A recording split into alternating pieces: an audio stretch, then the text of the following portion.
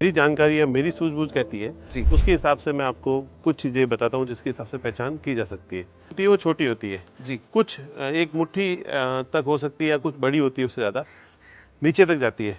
ये घुटने होते हैं, घुटनों से नीचे जाती है, चलती भी वापस थनों तक पूरी जाती है। तो झालर ऐसे रहती है, दूध लंबा रहती है, थोड़ी सी ब्लैकिश झाई आ जाती है ऊपर और गर्मियों में पूरी सफ़ेद हो जाती है। कुदरत ने इसको दिया है। कुदरत ने इसको दी है, क्योंकि इतनी कठिन हालात में जब ये गाय रहती थी। 114 अभी ब्याने वाली है, 3-4 दिन बच्चा देगी, जल्दी खुशखबरी बताएंगे आपको। जी। जो हाईएस्ट मिल्कर काउज में, जो एनडीबी के रिकॉर्ड में भी हाईएस्ट मिल्किंग वाली गाय है, उसमें है, जो भी ध्यान रखना पड़ता है। जी। जैसे हम लोग पहले तो एक अच्छा नंदी था हमारे पास में, ब्राह्मण को बोलते हैं, गायों से बच्चे होते जो मदर काउज थी, तो उनके लिए हमारे पास में एक बुल आ रहा है जो 581 का बेटा है, तीसरे नंबर की गाय का। फिर उसके बाद में जब इनकी बच्चियां तैयार हुई तो अच्छे नंदी के लिए बहुत प्रयास रहे हमारे। डिमांड तो देखो बहुत है, तो बड़ी दिक्कत रही है वाली, पर अभी धीरे धीरे लोगों में जानकारी आई है, संवर्धन पे अच्छा काम हो रहा है, गाँव में भी अच्छी गाय, अच्छी चीज़ें तैयार हो रही है। 9,25,000 की गाय थारपारकर बिकी है, जिसका लैक्टेशन से 1500 लीटर ही खाती है। देसी गौ माता के संरक्षण संवर्धन पर देश में काम हो रहा है। इसी क्रम में हम भी खबर किसान की चैनल के माध्यम से ऐसी कहानी आप तक पहुंचाते हैं जिससे कि आपको प्रेरणा मिले, देसी गायों के संरक्षण संवर्धन की मुहिम में आप भी जुड़ें। तो आज हम आ पहुंचे हैं राजस्थान की पावन धरती पर, जोधपुर शहर के निकट एक गांव में, जहां पर थारपारकर ब्रीडिंग सेंटर है। और इस ब्रीडिंग सेंटर की खासियत है, यहाँ पर खासकर थारपारकर नस्ल पर काम हो रहा है। उसके संरक्षण संवर्धन व उसकी दूध की गुणवत्ता कैसे बढ़ाई जाए, उसकी ब्रीड को कैसे आगे निखारा जाए, उस पर यहाँ पे काम हो रहा है। तो आज इसी मुहिम में हम जानेंगे कि कैसे थारपारकर अच्छी जो गाय होती हैं उसकी कैसे पहचान कर सकते हैं, कैसे उसका रखरखाव कर सकते हैं, ताकि नस्ल को और बेहतर बनाया जा सके। तो आज हमारे साथ मौजूद हैं इस फार्म का संरक्षण कर रहे भरत सिंह राजपुरोहित जी, जो खुद अपने एक यूट्यूब चैनल चलाते हैं जिसका नाम है डेयरी एग्री कंसल्टेंट। बहुत बहुत स्वागत है भरत जी आपका। स्वागत है अंकित भैया, आपको धरती दोहरा की, राजस्थान की धरती में आपका स्वागत है जी। तो थारपारकर नस्ल के बारे में बात की तो कई लोगों के अलग अलग मंतव्य होंगे, अलग अलग विचार होंगे, पर जो मेरी जानकारी है, मेरी सूझबूझ कहती है जी। उसके हिसाब से मैं आपको कुछ चीज़ें बताता हूँ जिसके हिसाब से पहचान की जा सकती है। तो वैसे पीछे आप देख रहे हैं, ये थारपारकर है। एक गाय को एक स्पेसिमेन ले लूँ, जैसे मैं जैसे 173 है, हमारे ऐश्वर्या की बेटी हो गई है, पर ये जैसे 114 है, टीपी 114 को लेते हैं एक बार। जो इनके हॉर्न साइज होती है वो छोटी होती है जी। कुछ एक मुट्ठी तक हो सकती है या कुछ बड़ी होती है उससे ज़्यादा, और थोड़ा इनका फोरहेड बाहर होता है। जैसे इस गाय को ले लो, इसका माथा बाहर की तरफ आया हुआ है, माथा बाहर की तरफ रहता है। इनकी जो पूंछ रहती है वो घुटनों से नीचे तक जाती है, ये घुटने होते हैं, घुटनों से नीचे जाती है। कुछ मामलों में ठेठ जमीन तो टच भी होती है, पर बहुत कम होता है, बाकी घुटनों से नीचे इनकी पूंछ रहती है। अब बात करते हैं तो इस गाय की नाभि की, नाभि बिल्कुल 4 अंगुल से कम कम ही नाभि रहती है, ऐसे लंबी नाभि नहीं रहती इसकी। जैसे इसके दिखा दीजिए आप, छोटी है, 3-4 अंगुल तक छोटी नाभि रहती है। तो नाभि चलती भी वापस थनों तक पूरी जाती है, जो झालर ऐसे रहती है। दूसरा, इसका गलगंबल बड़ा शानदार होता है। इस गाय का गलगंबल आप देखो तो पूरा गलगंबल बड़ा शानदार रहता है इसका, और कॉम्पैक्ट छोटी साइज में होती है, दूध में बहुत अच्छी रहती है। अब देखो टीपी 140 भी आ गई, 114, दूध लंबा देती है ये। दूसरा, कलर में सफ़ेद रहती है, वाइट कलर की होती है। और दूसरा और भी कलर, जैसे ब्लैकिश शेडो या रेड शेडो में भी कलर होते हैं, कलर बदलती है गाय।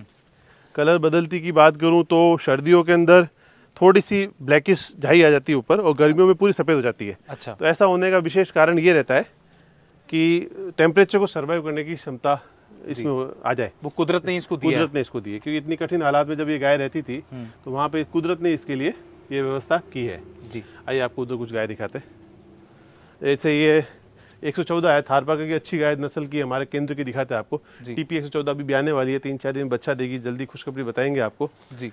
अब ये 140 है हमारी रानी, जो हाईएस्ट मिल्कर काउज में, जो एनडीबी के रिकॉर्ड में भी हाईएस्ट मिल्किंग वाली गाय है, उसमें है। बहुत ही शानदार, 2016 का इसका जन्म है। जब बात ब्रीडिंग की होती है तो उसकी क्या, किन बातों का खास ख्याल आप लोग रखते हैं? चाहे उनके रहन सहन की बात हो, चाहे उसके खान पान की बात हो, किन बातों का आप ध्यान रखते हैं? किस तरीके का उसको चारा देते हैं या किस तरीके की उसकी दिनचर्या रखती है? देखो, ब्रीडिंग संवर्धन जी। ऐसा विषय है जिसको आपको कई माइन्यूट चीज़ों पे ध्यान रखना पड़ता है। जी। जैसे हम लोग पहले तो एक अच्छा नंदी था हमारे पास में, ब्राह्मण 200, तो सब सारी जनरेशन उससे ली। पर उसकी जो जिन गायों से बच्चे होते, जो मदर काउज थी, तो उनके लिए हमारे पास में एक बुल आ रहा है जो 581 का बेटा है, तीसरे नंबर की गाय का। उसके अलावा हमारे पास 2 और बुल है, सोमनाथ केदारनाथ, तो वो भी अभी हम तैयार कर रहे हैं। अच्छे नंदी तैयार होंगे, जल्दी दिखाएंगे सभी को वीडियो पे। फिर उसके बाद में जब इनकी बच्चियाँ तैयार हुई तो अच्छे नंदी के लिए बहुत प्रयास रहे हमारे, अभी भी प्रयास रहते हैं कि अच्छा नंदी कोई जो ब्राह्मण 200 का लेवल का हो वो मिले। नंदी का उपयोग किया, फिर सीमन पे आ गए। तो अभी जो ब्राह्मण 200 की बच्चियाँ थी उनमें सीमन फर्स्ट पेज में 21,162 के सीमन लगाए, फिर सेकंड में 20,842 और 20,841 के सीमन लगा रहे। तो थारपारकर बड़ी प्यारी होती है, देखो ना इस गाय को, इसकी सुंदरता देखो आप, अपने आप ही अगर प्यार कर रहे हैं तो अपने आप ही कॉम्पैक्ट इन साइज, कम खाती है, दूध खूब देती है, फॉरहेड बाहर की तरफ होता है, थोड़ा सा गलगंबल पूरा जबरदस्त होता है, नाभि देख लो आप 4-5 अंगुल तक जाती है। सबसे बड़ी बात आपने बताया कि हर वातावरण में सेट हो जाती है, झालर पूरी टच हो जाती है और बड़ी शांत होती है, एकदम कॉम्पैक्ट इन साइज। मेरी हाइट के साथ देखो तो 4, 4.5, 5 फुट तक हाइट जाती है। नॉर्मली कैसी भी परिस्थिति में 1500 से 2000 लीटर दूध ये साल का दे देती है। हमारे केंद्र पे तो लगभग जो गाय 30 से चौथे ब्यात में आ जाती है वो 3,500-4,000 लीटर के ऊपर ही जाती है जी। बहुत अच्छा दूध देती है, बहुत ही प्यारी होती है गाय। देश में अगर बात करें तो लगभग कितनी अभी ये थारपारकर नस्ल की कितनी गाय अभी हैं? और अभी डिमांड तो देखो बहुत है। गाय नस्ल पे संवर्धन पे नहीं काम हुआ, जैसे जैसलमेर बाड़मेर में खुले नंदी जो हमारे यहाँ जोधपुर शहर के या बाकी नंदी छोड़ दिए तो वहाँ पे किसान खुली छोड़ता था गाय, तो उस कारण वो दिक्कत हो गई। आप इधर आ जाओगे जी। तो इस कारण वो दिक्कत हो गई, तो वहाँ पे वो नंदियों के कारण गाय नस्ल खराब हो गई, तो बड़ी दिक्कत रही है वाली। पर अभी धीरे धीरे लोगों में जानकारी आई है, संवर्धन पे अच्छा काम हो रहा है, गाँवों में भी अच्छी गाय अच्छी चीज़ें तैयार हो रही है। जैसे अभी गवर्नमेंट फार्म टिप वहाँ पे CCBF सूरतगढ़ में 7,25,000 और 9,25,000, मतलब सरकारी 1 नंबर पैसे में 9,25,000 की गाय थारपारकर बिकी है, जिसका लैक्टेशन से 1500 लीटर ही था दूध। अच्छा, सालाना दूध 1500 लीटर के आसपास ही था, तो वो उसकी रेट भी 9,25,000 गई है। अच्छी नस्ल की बड़ी वैल्यू है। तो कहीं ना कहीं इससे प्रेरणा मिलती है उन लोगों को जो इसके संवर्धन पर काम कर रहे हैं, ताकि वो आगे भी इसको बना देखो सकें। हम भी नए थे जी, हमने भी जब केंद्र शुरू किया तो हमारे पास में सब लाल गाय थी जी। 2015-16 में जब ये तो हमारे बड़े भाई साहब प्रेम सिंह जी का सपना था, उनकी इच्छा थी, उन्होंने कभी कोई चीज़ की रोकथाम नहीं की, हमें पूरी छूट दे के रखी हुई है जी। तो उसके कारण हमारे पास ये सिचुएशन रही कि हमने इस नस्ल को तैयार करने में प्रयास किया, तो अच्छी बछड़ी आई, उससे अच्छे बच्चे लिए। ये पीढ़ियों का काम है, जो हम कर पाए वो अगर भाग्य नहीं होता, अच्छा नंदी नहीं मिलता तो 20-25 साल लग जाते हैं यहाँ पे पहुँचने में। तो उस भाग्य से हमारे पास देख लो आप, जो नस्ल दिखती है, जो पीछे बछड़ियाँ देख लो, गाय देख लो, सारी अच्छी तैयार हुई है और बड़ी शांत और बड़ा आनंद आता है। इसके नाम जो है थारपारकर, कहीं ना कहीं वो थारपारकर हाँ, इसलिए इसका नाम पड़ा है। थारपारकर वैसे पाकिस्तान में एक जिला भी है और थारपारकर का ये थार को पार करने की क्षमता रखती है। अच्छा। थार एक रेगिस्तान डेजर्ट है अपने यहाँ पे, तो उसको बिना खाए पिए भी ये पूरा पार कर सकती है। जहाँ पीने का पानी नहीं, खाने को कुछ नहीं, तो बिना खाए पिए उस थार को पार करने की क्षमता रखती है, वो गाय थारपारकर है। तो आजकल तो हमने इनको अच्छा वातावरण दे दिया, एक जगह खाने का दे दिया, पर ये तो मतलब इच्छा से खाती है। यहाँ ये मिल गया, आगे कुछ मिला, पूरे दिन थोड़ा थोड़ा करके जो मिला है वो खा के भी जीवन दिनचर्या चलाती है। तो सावन भादो का घी कहते हैं हमारे यहाँ पे, बड़ा अच्छा आंवला खिला रहे हो जी। बड़ी शांत है, देखो ना, कॉम्पैक्ट इन साइज, कम खाती है, दूध खूब देती है, किसान की गाय है। बिल्कुल इसने जान पहचान कर ली। अभी मेरे से, मैं नया यहाँ पर आया और उसने मुझसे जान पहचान कर ली, आराम से मेरे को पास आ रही है, प्यार करवा रही है। नहीं, आनंद यही है थारपारकर का, खुशी भी है और बड़ी अच्छी नस्ल है। इतना बॉडी वेट होता नहीं है, छोटी सी होती है, घर में रखने में भी आसानी है जी। बड़ी खुश मिजाज गाय है, बहुत प्यारी होती है। भगवान कृष्ण के पीछे जो गाय की छवि देखते हैं तो यही गाय दिखती है, बिल्कुल सफेद श्वेत और एकदम शांत और बड़ी प्यारी सी भगवान कृष्ण की गाय है जी।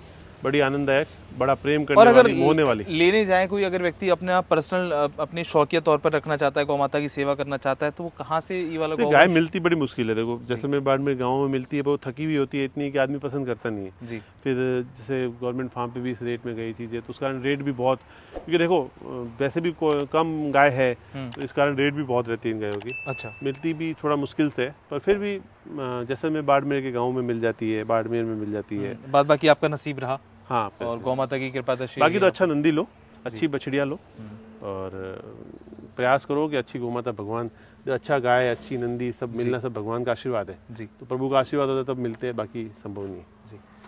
तो आशा करते हैं हमारे जो तमाम दर्शक हैं वो समझ पाए होंगे भरत जी ने जो बताया कि कैसे थारपारकर नस्ल की आप पहचान कर सकते हैं। अगर आपका भी कभी अवसर हो और ऐसा सौभाग्य हो तो आप भी इस ब्रीडिंग सेंटर पर आ सकते हैं। आनंद लो ना, इसको हाथ करो पूरा गलकंबल से नीचे तक, आपका बीपी लो हो जाएगा, आपका स्ट्रेस फ्री एकदम आनंद। कोई भी चिंता में हो तो गौ माता को कान में देके चले जाओ कि मेरी ये चिंता है माँ, दूर करो। ये गौ माता अपने आप आपकी सारी चिंताओं को हरने वाली है।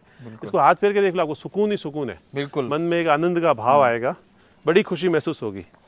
घर में तो आजकल प्रेम जो भाव लोग सब- स्ट्रेस से परेशान हैं, तमाम लोग खर्च करते हैं पैसा इतना, विदेशों में घूम के आते हैं और डिस्क और पब में जाते हैं, तो उनको काऊ कडलिंग पे जाना चाहिए, गौ माता की सेवा करनी चाहिए, हरा चारा इसको खिलाना चाहिए, और जो गाय की दुर्दशा बीते वर्षों में हमारे देश में हुई उससे बचाव करने के लिए गायों का रुख करना चाहिए, ताकि अगर हम गायों का रुख करेंगे, उसके संरक्षण संवर्धन और उसको बचाने की मुहिम में जुटेंगे, तो हमारा भी भला होगा और हमारे देश का भी भला होगा। उनके साथ समय बिताओ जी। खुशी है भैया। मतलब हम बोलने के लिए वीडियो के लिए बहुत सारी चीज़ें कहते होंगे, चीज़ें ये चीज़ें, पर सच यही है, जो खुशी इनके साथ में ना वो कहीं नहीं है। जी। आपको जो प्रेम भाव देती है, जो खुशी देती है, जो अपनत्व है, वो इनमें है भाई। निस्वार्थ है, कोई स्वार्थ नहीं है। क्या प्रेम है, मतलब आप देखो ना, जो प्रेम भाव इनसे है, क्या ना तकलीफें दे दो गौ माता को, हे माँ मेरी तकलीफ है, मेरी दूर करो बस। तो यही पल है, यही खुशी है, यही आनंद है। चिंता हरणी है गौ हमें तो माता। आनंद मिलता है जी। बस, यही चीज़ें खुशी देती है। बिल्कुल।